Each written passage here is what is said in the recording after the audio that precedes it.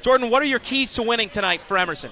I think you really have to get your guards going here, particularly with Jessie Silk, who was held scoreless in 9 minutes Wednesday against Wellesley, as well as Bri Frongillo. She does an excellent job scoring. She's had multiple games with 20 points this season already. Another player you mentioned on size-wise, Claire English, is going to be a big factor in this one as well. She's put up 10 points, 8 rebounds per game, which is 63% from the field. She already has a career-high 19 against Suffolk. That was back in November. She also had a season high 17 rebounds against Bridgewater.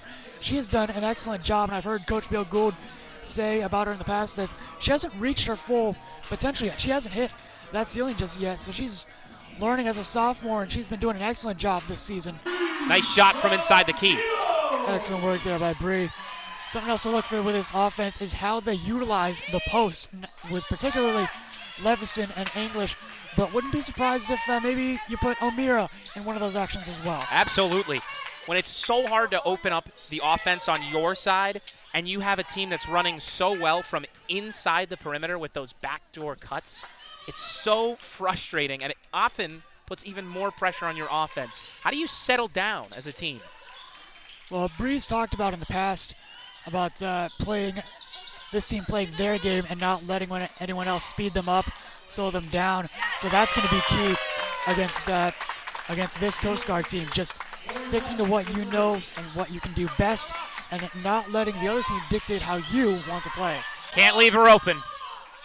And that's exactly why. What have you not seen so far that you need to see for an Emerson win today? I think it's just a matter of connecting on the passes.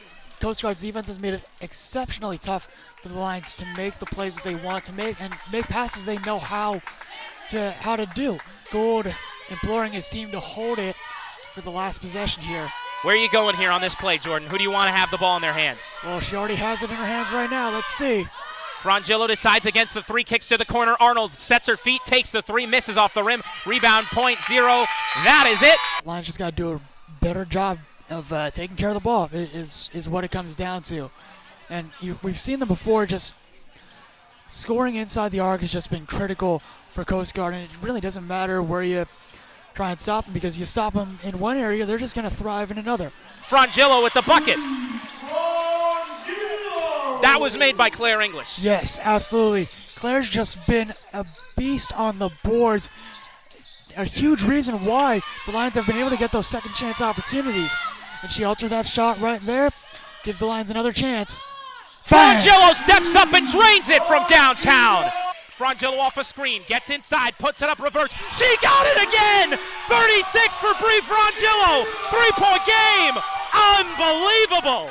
Deep in the bag like the fries are at the bottom. Haggerty, 18 points today. She has been their go-to from mid-range. Catch and shoot, it's pretty much automatic. She's not going to be in this game for the rest of the way. What does that mean? Well, that means all the attention is going to go to Stotts now, their leading scorer with 23. You'd imagine Coach Evanchek putting the ball in her hands a lot more often on Coast Guard's trips down. Levison with 14. Right place, right time for Levison. The Lions had been winning the offensive rebounding battle. That's going to be their 14th. Stolen by Silk, here she comes for the lead.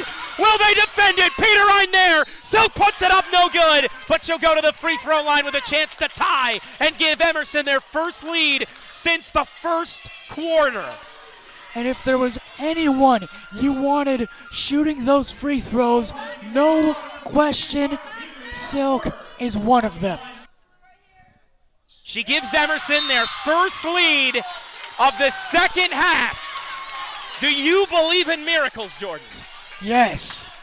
And I would hope anyone else watching on this broadcast, anyone else here at Brown Plofker, does too. 1-point game. Lions, like you said, they could have just waved the white flag being down 17. They refused to do that. Dug deep down, had the winner's mentality, and now they have a chance to complete a miraculous comeback. And Jordan, they're shooting. We talked about this. The first half, Emerson shot under 40%, and we were saying, how can you blame them when you're losing by that much when the other team's shooting 60? Well, guess what percentage, if you haven't checked, that Emerson is shooting right now in the entirety of the second half? Tell me. 60.